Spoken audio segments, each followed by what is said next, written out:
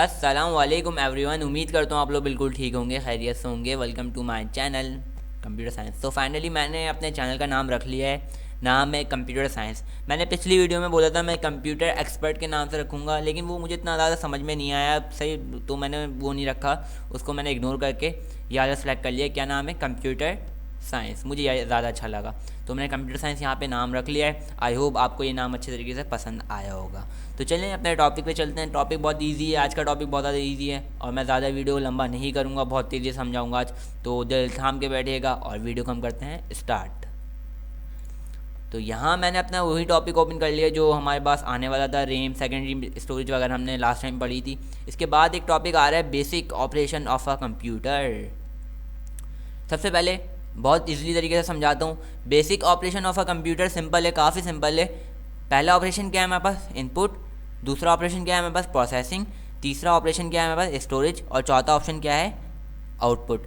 इसको कुछ इस तरीके से समझ लें, आप कोई काम करने जाते हैं तो आप कुछ ऑपरेशन परफॉर्म करते हैं। मिसाल के तौर पे आप पानी पीने जाते हो, सही।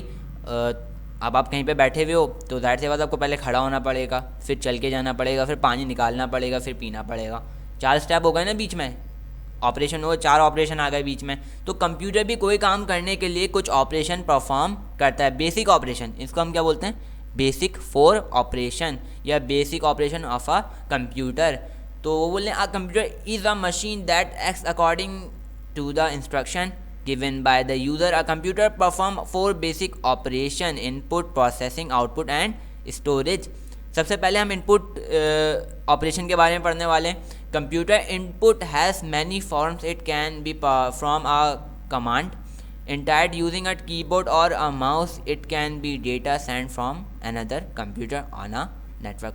अब मिसाल के तौर पे मैं एक MS वर्ड की फ़ाइल लेकर बैठा हुआ हूँ, सही। अब मुझे टाइपिंग करनी है तो मुझे किसकी ज़रूरत पड़ेगी? कीबोर्ड की ज़रूरत पड़ेगी, ऐसी है ना।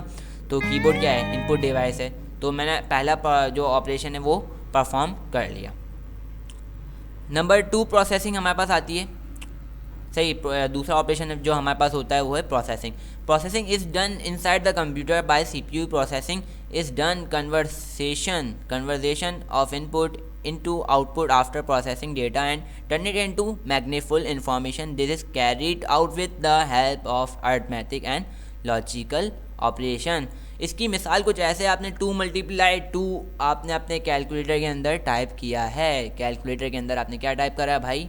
मैं दिखा देता हूँ आपको अच्छे तरीके से। मैं यहाँ पे इस वक्त कैलकुलेटर ओपन कर रहा हूँ और यहाँ आप देख सकते हैं मेरे पास एक छोटा सा कैलकुलेटर इस वक्त मौजूद है। तो मैं यहाँ 2 × 2 इस वक्त मैं यहाँ पे लिखने वाला हूँ, 2 × 2।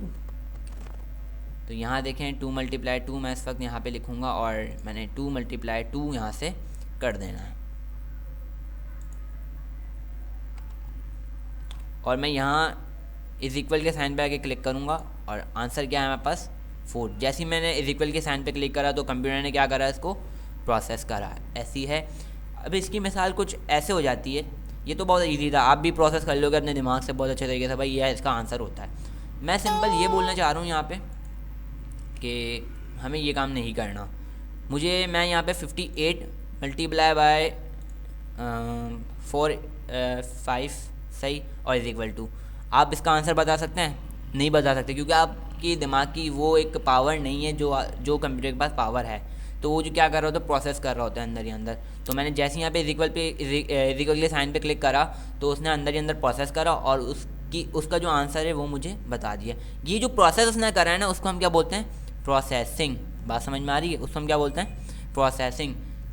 जाहिर सी बात है, मैं उसको वैल्यू दी थी, उसने फ़ौरन से मुझे उसका आंसर दे दिया। वो जो आंसर दिया है ना, वो उसने बीच में जो प्रोसेसिंग करी उसको हम क्या बोलते हैं? प्रोसेसिंग। बात समझ में आ रही है? तो कंप्यूटर प्रोसेसिंग करता है। आपने डेटा किससे, अभी मैंने 2 × 2 किससे टाइप करा था? कीबोर्ड से टाइप करा था ना, सही। उसके बाद आंसर किसने दिया? मुझे कंप्यूटर ने। तो कंप्यूटर ने क्या करा? प्रोसेसिंग करी। आई होप यहाँ तक आपको अच्छे तरीके से समझ में आ गया होगा। नीचे आ रहा हूँ थोड़ा सा और।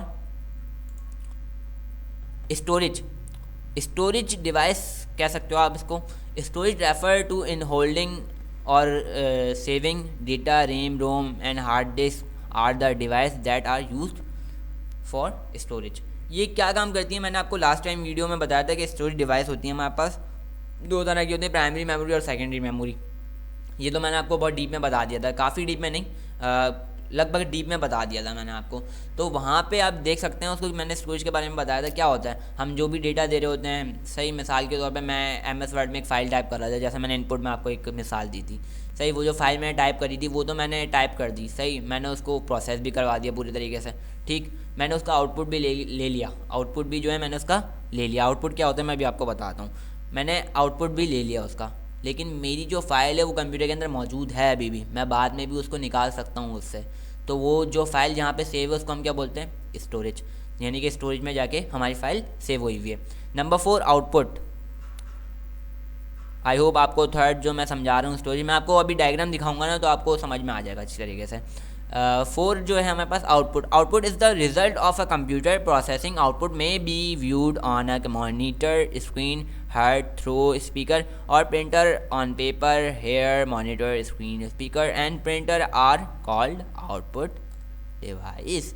आप स्पीकर से गाने सुनते हो तो वो क्या है, हमारे पास आउटपुट डिवाइस है भाई, क्योंकि हमें कुछ रिसीव हो रहा है, हमें कुछ रिसीव हो रहा है। अगर आप इस बुक को अपने कंप्यूटर पर देख रहे हो तो ये भी आउटपुट है।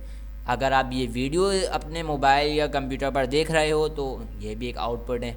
मैंने वीडियो को बनाया, सही, उसको पूरा प्रोसेस किया, उसको उसके अंदर एडिटिंग करी, फिर उसको आउटपुट कर दिया, नहीं पब्लिश कर दिया, पब्लिश आउटपुट करना, सही। तो बात समझ में आ रही होगी आपको अच्छी तरीके से। इसको हम क्या बोलते हैं, आउटपुट। अब ज़रा जल्दी से मैं इसकी डायग्राम आपको दिखा देता हूँ। सिंपल है काफ़ी। पहले इनपुट होता है, फिर प्रोसेसिंग होता है, फिर प्रोसेसिंग के दरमियान नहीं स्टोरेज से आती है चीज़, स्टोरेज से जाती है और आउटपुट में चली जाती है। बात समझ में आ रही है आपको। इस तरीके से आपको ये भी पता है इनपुट डिवाइसेस क्या होती हैं, प्रोसेसिंग डिवाइसेस क्या होती हैं, प्रोसेस डिवाइसेस क्या होती है, सही, स्टोरेज डिवाइस क्या होती है, और यहाँ पे आउटपुट डिवाइस क्या होती है। एक चीज़ होती है जो इनपुट से डायरेक्ट आउटपुट को जाती है, वो है फीडबैक।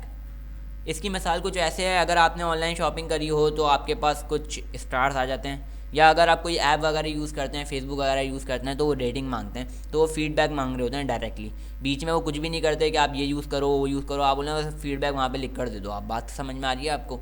तो फीडबैक मांग रहे होते हैं। इसकी कोई ज़रूरत नहीं है, कि बताने की ज़रूरत नहीं है आपको, डायग्राम में बना होता है इसलिए बता दिया, वरना बुक के अंदर इसके बारे में कुछ भी हमसे पूछा नहीं गया है फीडबैक वगैरह के बारे में। पर इसके बारे में मैं आपको इतना ज़्यादा बताऊँगा भी नहीं। Input, processing, storage, output. I hope आपको ये वीडियो अच्छे तरीके से समझ में आई होगी। तो वीडियो को लाइक कर दिएगा, चैनल को सब्सक्राइब कर दिएगा। Thank you for watching and Allah हाफिज़।